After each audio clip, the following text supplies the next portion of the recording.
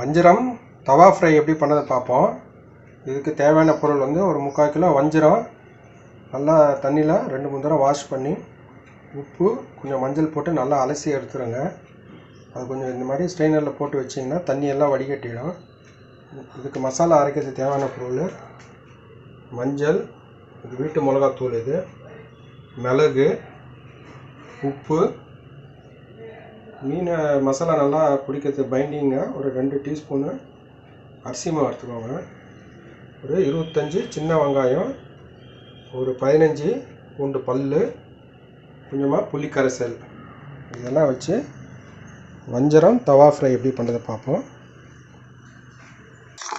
இந்த பொருளெல்லாம் பேஸ்ட் மாதிரி அரைச்சிக்கலாம். முதல்ல வெங்காயம் எடுத்துக்கோங்க, பூண்டு,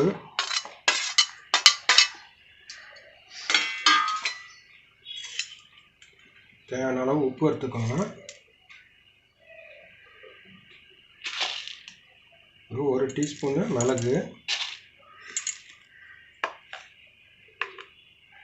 வீட்டு மிளகாத்தூள், இதுலேயே மல்லித்தூளும் இருக்குது, 3 டீஸ்பூனு, கொஞ்சமாக மஞ்சள் தூள் எடுத்துக்கோங்க,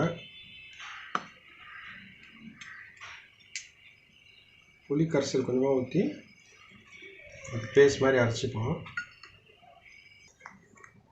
இது மாதிரி நல்லா மைய பேஸ்ட் அரைச்சிக்கோங்க. இதோட கொஞ்சம் அரிசி மாவை சேர்த்துருங்க. உப்பு எல்லாம் செக் பண்ணிக்கோங்க.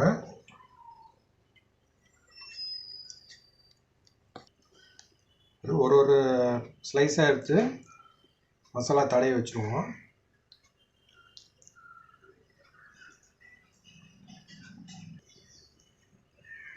இது மசாலா தடவி ஒரு 3/4 மணி நேரம் இல்லை 1 மணி நேரம் வரைக்கும் நல்லா ஊறணும். அப்போ தான் அது உப்பு இறங்கும், சாப்பிட்றப்ப டேஸ்ட்டாக இருக்கும்.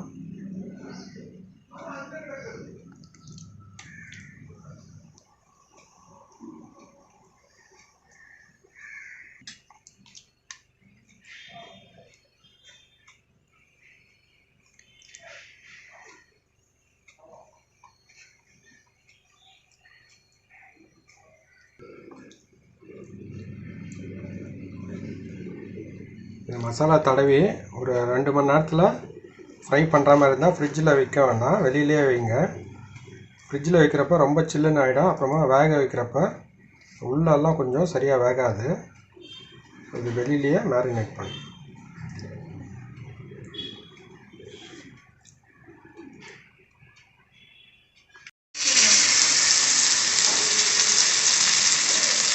மீன் வந்து ஒரு 2 மணி நேரம் நல்லா மேரினேட் ஆகிடுச்சு.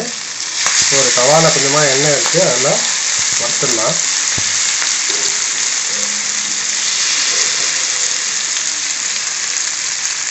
ஒரு மூடி போட்டுருங்க, அதுதான் எண்ணெய் தெறிக்காமல் இருக்கும். ஒரு பக்கம் நல்லா ரோஸ்ட் ஆகிடுச்சு, அதை திருப்பி போட்டுருங்க. கொஞ்சமாக எண்ணெய் சேர்த்துக்கோங்க.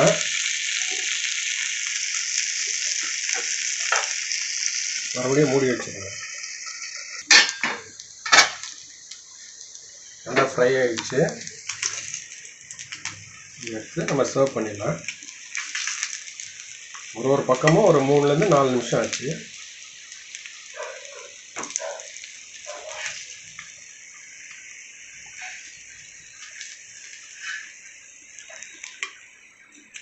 வஞ்சரம் ஃப்ரை, தவா ஃப்ரை ரெடி ஆயிடுச்சு.